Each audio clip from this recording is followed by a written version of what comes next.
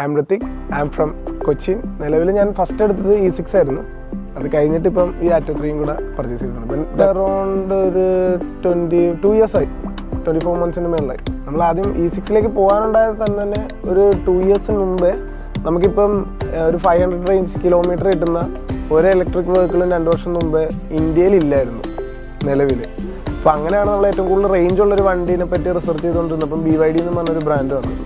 Electric വെഹിക്കിൾസിൽ ഇന്ത്യയിൽ ഈ പറഞ്ഞ പോലെ ഒരു ഷോർട്ട് ടൈമിൽ വന്ന കമ്പനി ആണെങ്കിലും പക്ഷെ ഗ്ലോബലി അതിലേക്ക് ഒരു വാസ്റ്റ് ആയിട്ടുള്ള ഇൻവെസ്റ്റ്മെൻറ്റും അതേപോലെ തന്നെ ഒരു വലിയ ഷെയർ വാല്യൂ ഒക്കെ ഉള്ളൊരു കമ്പനിയാണെന്ന് നമ്മൾ ഇതിൻ്റെ ബാക്ക്ഗ്രൗണ്ട് ഇതിനെപ്പറ്റി പഠിച്ചു തുടങ്ങിയപ്പോൾ നമുക്ക് മനസ്സിലായി BYDയിൽ ഇൻവെസ്റ്റ് ചെയ്യുന്നത്. അപ്പോൾ എന്തായാലും BYDയിൽ ഇൻവെസ്റ്റ് ചെയ്യണത് ഒരിക്കലും ഒരു ഡെഡ് എമൗണ്ട് ആയിട്ട് പോകില്ല, എനിക്ക് അതിൻ്റെ അന്ന് മനസ്സിലായി.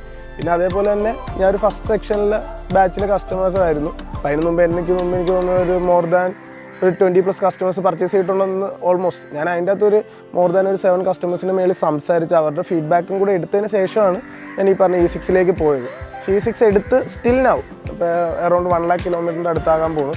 ബട്ട് സ്റ്റിൽ നൗ എനിക്ക് ആ വണ്ടിക്ക് ഇതൊരു കംപ്ലയിൻറ്റ് ഫേസ് ചെയ്തിട്ടില്ല. E6 ഒരു റേഞ്ച് ഡ്രോപ്പോ അല്ലെങ്കിൽ പറഞ്ഞ റേഞ്ച് കിട്ടായിരിക്കും. എനിക്ക് 500 ആണ് പറയണത്, 500+ കിട്ടിയിട്ടേ ഉള്ളൂ. അത് പ്രോപ്പറായിട്ട് ആ വണ്ടി ഈ പറഞ്ഞ പോലെ ഒരു 60 km/h ഓടിച്ച് പ്രോപ്പറായിട്ട് റീജനറേഷൻ എടുത്ത് പ്രോപ്പറായിട്ട് ആക്സിലറേഷൻ കൊടുക്കുന്നത് ബിലോ ഒരു 10 kW/h നോക്കിയെടുക്കുകയാണെങ്കിൽ പ്രോപ്പറായിട്ട് അതിൻ്റെ അകത്ത് ഈ പറയണ പോലെ തന്നെ അവർ പറയണ മൈലേജ് അതിൽ കൂടുതൽ അതിൻ്റെ അകത്ത് കിട്ടാറുണ്ട്. ഞാൻ അത്ര ആക്യുറേറ്റ് ആയിട്ട് നോക്കിയാണ് എനിക്കൊരു 100 km ഓടാൻ വേണ്ടി അതിൻ്റെ അകത്ത് എനിക്ക് 10 kW താഴെ പോലും ഞാൻ കൺസ്യൂം ചെയ്തിട്ട് ഓടിച്ചിട്ടുണ്ട്. എങ്ങനെ നോക്കിയാലും 500 കിട്ടും. ഒരു 60-70 നോർമൽ റേഞ്ചിൽ ഓടിക്കുന്ന ഒരു കസ്റ്റമറിന് 500 എന്ന് പറയുന്നത് റിയൽ റേഞ്ചാണ്, അല്ലാതെ ഏതെങ്കിലും കണ്ടീഷൻ ബേസ് ചെയ്തിട്ട് വല്ല റേഞ്ച് അല്ല. എനിക്ക് കിട്ടണതാണ്, കിട്ടിക്കൊണ്ടിരിക്കണതാണ് നിലവിൽ. അങ്ങനെ E6 ഫുള്ളി ട്രസ്റ്റബിൾ ആയിട്ടുള്ളൊരു വണ്ടിയെന്ന് എനിക്ക് ഉറപ്പ് വന്നു കഴിഞ്ഞപ്പോഴാണ് പിന്നെ ഒരു രണ്ടാമതൊരു വണ്ടി എനിക്ക് യൂട്ടിലിറ്റിയുടെ ആവശ്യം വന്നപ്പോഴത്തേക്ക് അടുത്ത വണ്ടി റിസർച്ച് ചെയ്തുകൊണ്ടിരുന്നത്. അപ്പോഴാണ് BYD അനൗൺസ് ചെയ്തിരുന്നത് ആറ്റോ 3 ഇറങ്ങുന്നുണ്ടെന്ന്. അപ്പോഴേ ഞാൻ ഇതിനെപ്പറ്റി ഫുള്ളി റിസർച്ച് ചെയ്തുകൊണ്ടിരിക്കുകയായിരുന്നു. വണ്ടി എന്താണ്, വണ്ടിയുടെ റേഞ്ച് എന്താണ്, വണ്ടിയുടെ ഫീച്ചേഴ്സ് എന്തൊക്കെയാണ്, അങ്ങനെ എല്ലാം നോക്കി ഇരുന്ന് അങ്ങനെ വണ്ടി ഇവിടെ എത്തിക്കഴിഞ്ഞപ്പോൾ നമ്മൾ നേരിട്ട് കണ്ടപ്പോൾ ഇതിൻ്റെ അകത്ത് ഉണ്ടായിരുന്ന ഫീച്ചേഴ്സാണ് ADAS, അതേപോലെ തന്നെ സെയിം റേഞ്ച് ഇവർ പറയണത് സ്പോർട്ടി കാറാണ്, സ്പോർട്ടി ലുക്കാണ്, എൻ്റെ ഒരു ഏജിന് പറ്റിയ വെഹിക്കിളും കൂടെയാണ് എന്നെനിക്ക് തോന്നി. അങ്ങനെയാണ് പിന്നെയും ഈ പറഞ്ഞ പോലെ BYDയിലേക്ക് ഇൻവെസ്റ്റ് ചെയ്യാമെന്ന് പിന്നെയും തീരുമാനിക്കുന്നത്. സ്റ്റിൽ നൗ ഈ വണ്ടി ഞാൻ എടുത്തിട്ട് ഒരു അറൗണ്ട് 50,000 കിലോമീറ്ററിൻ്റെ അടുത്തായി. ബട്ട് ഈ വണ്ടിക്കാണെങ്കിലും നിലവിൽ എനിക്ക് യാതൊരുവിധ കംപ്ലൈൻറ്റുകളോ കാര്യങ്ങളോ ഒന്നും ഫേസ് ചെയ്തിട്ടില്ല. പിന്നെ ഈ പറയണ പോലെ ഇതിൻ്റെ ADAS ഫീച്ചർ ഏറ്റവും കൂടുതൽ നമുക്ക് സുഖകരമായിട്ടും നമ്മുടെ ഈ കേരളത്തിലെ റോഡുകളിൽ ADAS ഓക്കെ ആണോ എന്ന് ചോദിക്കുന്ന കുറേ പേരുണ്ട്. എന്നോട് ഈ വണ്ടി കണ്ടു കഴിഞ്ഞിട്ട് കുറേ പേര് ADAS കൊണ്ട് എന്താ ഗുണമെന്ന് ചോദിക്കുന്നുണ്ട്. പക്ഷേ ബ്രേക്കിങ് എനിക്ക് എമർജൻസി ബ്രേക്കിങ് ഭയങ്കര ആക്യുറേറ്റ് ആയിട്ട് കിട്ടിയിട്ടുണ്ട്. അതേപോലെ തന്നെ ലൈൻ കീപ്പിംഗ് അസിസ്റ്റൻസ് പല തവണ വണ്ടി നമ്മൾ ലൈനിൽ നിന്ന് അറിയാതെ മാറിപ്പോകുമ്പോഴോ സൈഡിൽ കൂടെ ബൈക്ക് വരാൻ നേരത്തോ പ്രിവെൻഷനൊക്കെ പ്രോപ്പറായിട്ട് വർക്ക് ചെയ്ത് കുറേ തവണ ലൈൻ കീപ്പിംഗ് അസിസ്റ്റൻസിൻ്റെ പ്രിവെൻഷനും ഒക്കെ ഭയങ്കരമായിട്ട് നമുക്ക് സഹായിച്ചിട്ടുണ്ട്. പിന്നെ അതേപോലെ തന്നെ ഇവർ പറയണ സ്പീഡ് വണ്ടിക്ക് 7 സെക്കൻഡ് എങ്ങാണ്ടാണ് 0 to 100 പറയണത്. അത് ഇതിൻ്റെ അകത്ത് നമുക്ക് ട്രൂലി വാല്യുവേറ്റ് ചെയ്യാൻ ഈ കമ്പനി തന്നെ ഇതിൻ്റെ അകത്ത് സ്കെയിൽ വെച്ചിട്ടുണ്ട്. കിട്ടുന്നുണ്ടോ ഇല്ലയെന്ന് സെറ്റ് ചെയ്ത് വണ്ടി സ്റ്റോപ്പ് ചെയ്തിട്ട് നമുക്ക് 0 to 100 ആകാൻ വണ്ടി എത്ര സെക്കൻഡ് എടുത്തു എന്ന് പോലും ഇവാലുവേറ്റ് ചെയ്യാനുള്ള സ്കെയിലും ഗ്രാഫും ഉൾപ്പെടെ വണ്ടി തന്നെ ഇതിൻ്റെ അകത്ത് വെച്ചിട്ടുണ്ട്. പിന്നെ അതേപോലെ തന്നെ ഇതിൻ്റെ അകത്ത് കിട്ടുന്ന സ്റ്റീരിയോ സിസ്റ്റം പറഞ്ഞ പോലെ സ്പീക്കേഴ്സൊക്കെ ആണെങ്കിൽ ഹൈ ക്വാളിറ്റി ഉള്ള സൗണ്ട് എക്സ്പീരിയൻസ് നമുക്ക് ഇതിൻ്റെ അകത്ത് കിട്ടും. പിന്നെ അതേപോലെ തന്നെ സീറ്റിംഗ് ആണെങ്കിലും നല്ലൊരു സ്പോർട്ടി ബക്കറ്റ് സീറ്റിംഗ് നമുക്ക് ഇതിൻ്റെ അകത്ത് കിട്ടുന്നുണ്ട്.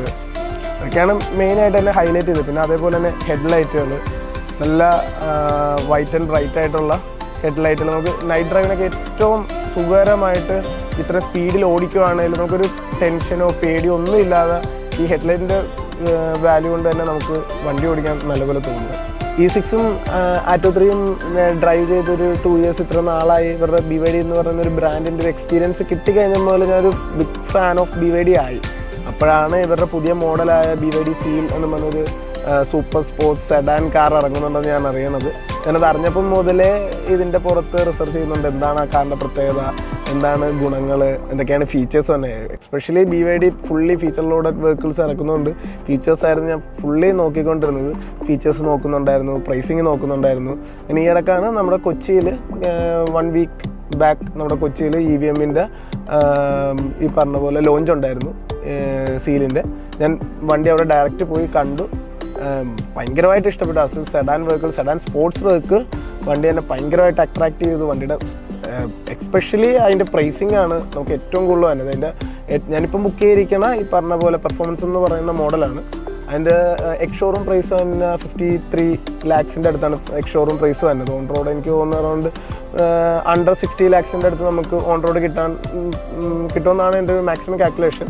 അപ്പോൾ വണ്ടിയുടെ പ്രത്യേകത എന്ന് പറഞ്ഞു കഴിഞ്ഞാൽ 60 ലക്ഷം രൂപയ്ക്ക് ആ വണ്ടിക്ക് കിട്ടുന്ന ഫീച്ചർ 2.5 കോടിയെങ്കിലും കൊടുത്താലേ മിനിമം വേറൊരു വണ്ടിയിൽ കിട്ടുള്ളൂ. 60 ലക്ഷം രൂപയ്ക്ക് ഒരിക്കലും എക്സ്പീരിയൻസ് ചെയ്യാൻ പറ്റാത്ത ഒരു ഡ്രൈവിംഗ് എക്സ്പീരിയൻസ് ആയിരിക്കും ആ വണ്ടിയിൽ നിന്ന് കിട്ടുന്നത്. വേറെ ഒരു ഇന്ത്യയിൽ തന്നെ ഒരു വണ്ടിയില്ല ഇത്രയും സ്പീഡ് കിട്ടണ ഈ ഒരു പ്രൈസ് റേഞ്ചിൽ. അല്ലെങ്കിൽ ഇത്ര സ്പീഡ് കിട്ടുന്ന ഒരു പ്രൈസ് റേഞ്ചിൽ ഒരു വണ്ടി വേണമെങ്കിൽ വി ഡെഫിനറ്റ്ലി ഗോ ടു ഇപ്പോൾ ഒരു 2.5 crores മേളിൽ പോയാൽ മാത്രമേ കിട്ടുള്ളൂ. അപ്പോൾ ഒരു 0 to 100 ഈ പറയണ ഒരു സ്പീഡ് 3.8 കിട്ടുന്ന ഒരു വണ്ടി, അതും ഒരു 53 lakhs എക്സ് ഷോറൂം പ്രൈസിന് കിട്ടുന്നത് പ്രിറ്റി ഗുഡ്. ഇനി അതിൻ്റെ മേളിൽ ഒരിക്കലും നമുക്കൊരു ചിന്തിക്കാൻ പറ്റില്ല. കാരണം ഇപ്പം നിലവിലുള്ള ഇന്ത്യൻ മാർക്കറ്റിലുള്ള വണ്ടികളൊക്കെ 3.8 seconds കിട്ടണമെങ്കിൽ എന്തായാലും നമ്മളൊരു 2 crores ഇറക്കുകയും വേണം. ഞാൻ അതിൻ്റെ പുറത്ത് മെയിൻ്റനൻസിനും വലിയൊരു വാല്യൂവും കൊടുക്കണം. ഇതിപ്പോൾ ഒരു ഇലക്ട്രിക് വണ്ടി ആകുമ്പോൾ നമുക്ക് ആ ഒരു എക്സ്പീരിയൻസ് ജസ്റ്റ് ഒരു 53 lakhs കിട്ടാന്ന് പറഞ്ഞാൽ ഒരു ചെറിയ കാര്യമല്ലല്ലോ. അതൊരു സൂപ്പർ ലക്ഷറി സെഡാൻ, പിന്നെ ഇവരുടെ ഓൾറെഡി ഇത്രയും വണ്ടികൾ ഉപയോഗിച്ച് ഒരു കംപ്ലൈൻറ്റും ഇല്ലെന്നുള്ളപ്പോൾ എൻ്റെ ഒരു ട്രസ്റ്റും കൂടെയാണ് പിന്നെയും BYDയുടെ ഒരു വണ്ടി പർച്ചേസ് ചെയ്യാന്നുള്ളത്.